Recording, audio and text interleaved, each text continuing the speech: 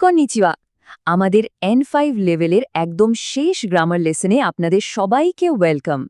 আজ আমরা দুটো অনেক কাজের গ্রামার পয়েন্ট শিখব। একটা হলো তারা আর আরেকটা তেমো, মানে জাপানি ভাষায় কিভাবে যদি আর হলেও বলতে হয় সেটা শিখে ফেলব। তো চলুন আর দেরি না করে আমাদের N5 জার্নির এই ফাইনাল স্টেপটা শুরু করে দিই। তো আজকে আমরা কি শিখতে যাচ্ছি চলুন এক ঝলকে দেখে নিই।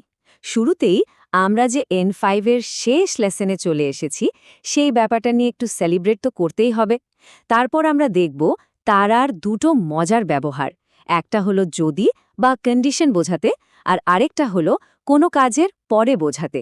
এরপর শিখব তেমু, যার মানে হলেও। আর একদম শেষে আমাদের কথাগুলোকে আরও একটু জোরদার করতে মসি আর ইকরা কিভাবে ব্যবহার করতে হয় সেটাও শিখে ফেলব। হ্যাঁ, একদম ঠিক শুনেছেন। এটা আমাদের N5 গ্রামার সিরিজের একেবারে শেষ লেসন। যারা এই লম্বা পথটা আমাদের সাথে ছিলেন, আপনাদের সবাইকে মন থেকে অনেক অনেক শুভেচ্ছা। এটা কিন্তু সত্যি একটা বড় অ্যাচিভমেন্ট।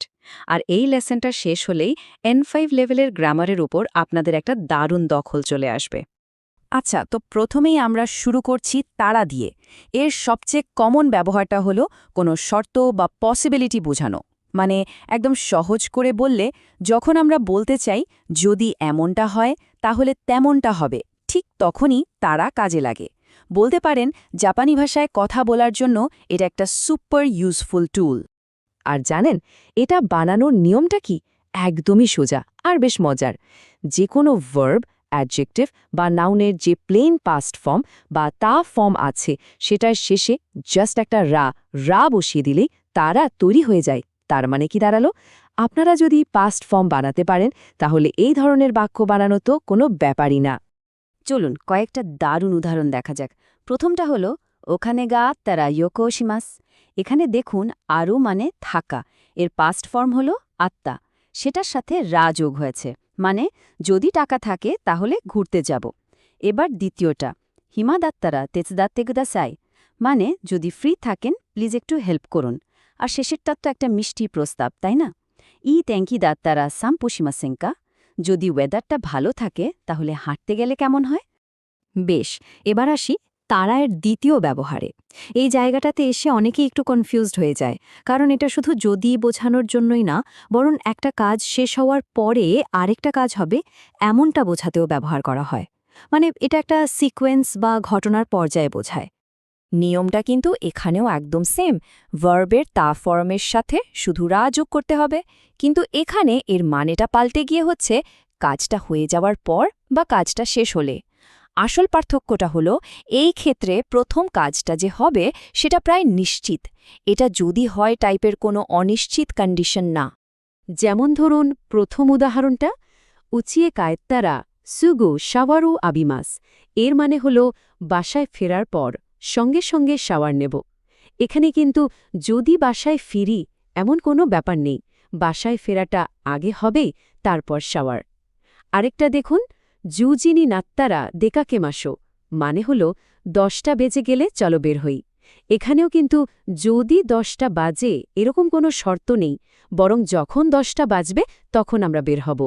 তারে দেখুন এখানে আমরা দুটো ব্যবহার পাশাপাশি রেখেছি। ই থেঙ্কি দাত্তারা এটা হলো একটা ইফ কন্ডিশন, আর জুজিনি নাত্তারা এটা হলো একটা সিকোয়েন্স বা আফটার। এখন প্রশ্ন হলো বুঝব কিভাবে? আসলে বাক্যের কনটেক্সট বা প্রসঙ্গ দেখেই এটা পরিষ্কার হয়ে যায় যে কোনটা বোঝানো হচ্ছে, আর এটাই হলো আসল ট্রিক। তো তারার দুনিয়া থেকে এবার আমরা বেরিয়ে আসি। এখন শিখব তেমো। এর মানে হলো সত্ত্বেও, হলেও বা ইভেন এফ। ব্যাপারটা হলো যখন একটা কিছু হওয়ার সত্ত্বেও আমরা যে রেজাল্ট আশা করি সেটা হয় না, মানে একটা উল্টো বা বিপরীত কিছু ঘটে, ঠিক তখনই আমরা তেমো ব্যবহার করে সেই কন্ট্রাস্টটা দেখাই। এই টেবিলটা কিন্তু দারুণ কাজের। দেখুন ভার্বের জন্য তে ফর্মের সাথে মো যোগ করতে হয়। ই অ্যাডজেক্টিভের ক্ষেত্রে শেষের ইটা উঠে গিয়ে কুতে বসে, আর তারপর মো। আর না অ্যাডজেক্টিভ আর নাউনের জন্য খুবই সোজা, এদের পর দে বসে আর তারপর মো। এই সহজ নিয়মগুলো একবার মাথায় ঢুকিয়ে নিলে দেখবেন আর কোনোদিন ভুল হবে না। চলুন এবার বাক্যের ব্যবহারগুলো দেখি। প্রথমে ভার্ব দিয়ে থাবে তেমো ওনা কাগা স্কিমাস্তা, মানে খেয়েও আমার খিদে পেয়েছে। সাধারণত খেলে তো খিদে মেটার কথা, কিন্তু এখানে ঘটছে ঠিক তার উল্টোটা। এবার অ্যাডজেক্টিভ দিয়ে একটা উদাহরণ। কোনো রেস্টুরান্তো ওয়া থাকাকতেমো নিঙ্কিগা আরিমাস, মানে এই রেস্টুরেন্টটা দামি হলেও এটা কিন্তু খুব পপুলার। দেখুন, দাম বেশি কিন্তু জনপ্রিয়তাও বেশি। একটা দারুণ কন্ট্রাস্ট, তাই না? আর শেষে নাউন দিয়ে নিচিওবিদেমো হাতারাকি তাই দেস, মানে আজ রবিবার হলেও আমি কাজ করতে চাই। দারুণ, আমরা কিন্তু মূল গ্রামারগুলো শিখে ফেলেছি। এখন দুটো এক্সট্রা শব্দ শিখব, যেগুলো আমাদের বাক্যগুলোকে আরও পাওয়ারফুল করে তুলবে। এই দুটো শব্দ হল মশি আর ইকুরা। এগুলোকে আপনারা এমফ্যাসিস বুস্টার বলতে পারেন। তারা দিয়ে যে বাক্যগুলো আমরা বানিয়েছি, সেগুলোর শুরুতে যদি মশি বসানো হয়, তাহলে পুরো কন্ডিশনটা আরও স্ট্রং আর একটু কাল্পনিক শোনায়। মানে যদি কোনো কারণে, বা ধরুন যদি এরকম একটা ভাব চলে আসে। যেমন এই বাক্যটাতে দেখুন, মশি ইচিওক্লায়ন আত্মারা, যদি আমার কাছে 100 মিলিয়ন ইয়েন থাকত। এটা তো একটা বিশাল বড় কল্পনা, তাই না? আর এই মশি শব্দটা সেই কল্পনাটাকে আরও জোরদার করে তুলেছে। ঠিক একই রকমভাবে তেমোর আগে যদি ইকুরা ব্যবহার করা হয়, তাহলে এর মানে দাঁড়ায় যতই হোক না কেন। এটা দিয়ে আমরা কন্ট্রাস্ট বা বৈপরীত্যটাকে আরও তীব্র করে বোঝাই। এই উদাহরণটা দেখুন, ইকুরা ওশিয়েতেমো ওয়াকারিমাসেন, মানে আমি যতই শেখাই না কেন সে বোঝেই না। এখানে চেষ্টা আর রেজাল্টের মধ্যে যে একটা বিশাল গ্যাপ, ইকুরা শব্দটা ঠিক সেটাই হাইলাইট করছে।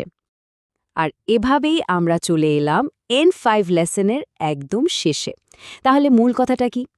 তারা ব্যবহার হয় শর্ত, যদি বা সিকোয়েন্স পরে বোঝাতে, আর তেমো ব্যবহার হয় কন্ট্রাস্ট, হলেও বা সত্ত্বেও বোঝাতে।